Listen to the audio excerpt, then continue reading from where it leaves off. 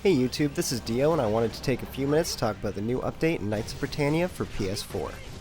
In this 1.02 update, they add some fights against some of the 10 commandments, and it's really nice to see some new free content being added to this game, as it really didn't take long to completely finish this game with a platinum trophy and all. Now, is this update a great addition to the game? Let's talk about it and I'll let you decide. I had really high hopes when I saw this update, and had really hoped they would patch this glitchy targeting system. Turns out they didn't really touch the game functionality at all, but hey, we got some new missions to do, so that's something, right?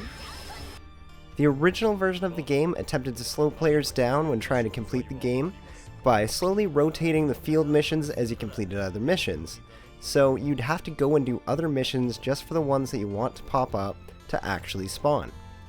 So luckily they didn't do this with this update, and they didn't try and slow us down, which was really nice to see. Although, that being said, the new content only took me about an hour to complete, and though some of the fights added some cool new mechanics to the game, it really wasn't very challenging at all. So let's look at some of the new mechanics they added in some of these fights. So we notice right away that these new opponents don't have a special bar, so none of them can catch you off guard and really wreck you with their special move. And that's going to make these fights very easy for you. Each new opponent has some kind of gimmick, whether it's spawning waves of adds at you, hiding themselves within other enemies, or simply being able to relentlessly combo you. Some of these fights were really fun, but in essence, it's still really only a flashy gimmick. You can still easily exploit your character's abilities to crush your opponents, and these fights are over very quickly. Given that you need to finish the main storyline before you can even start these quests, the game pretty much makes it so that you're overpowered by this point and should have no issue whatsoever with these new missions. If that wasn't enough, most of these missions are between 1 and 3 star difficulty, so does your opponent really stand much of a chance?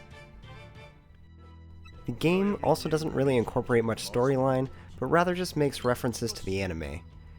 I guess it's good that they don't really spoil much for fans that haven't made it to Season 2 yet, but a little more backstory on the 10 Commandments would have been nice. So far, none of the new opponents are playable, and judging from the way these fights went and the new mechanics that each opponent has, I can only assume that most, if not all, of them will probably not be playable in the future. But I guess we're gonna have to wait and see.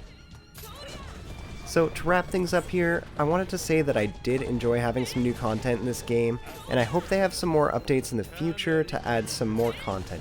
The hour of extra gameplay was pretty awesome, and had some fun fights to it, but again, it was only about an hour of extra content, and a lot of these fights were just kind of flash gimmicks. Now, could this be an attempt to bring players back to the game before implementing a big patch?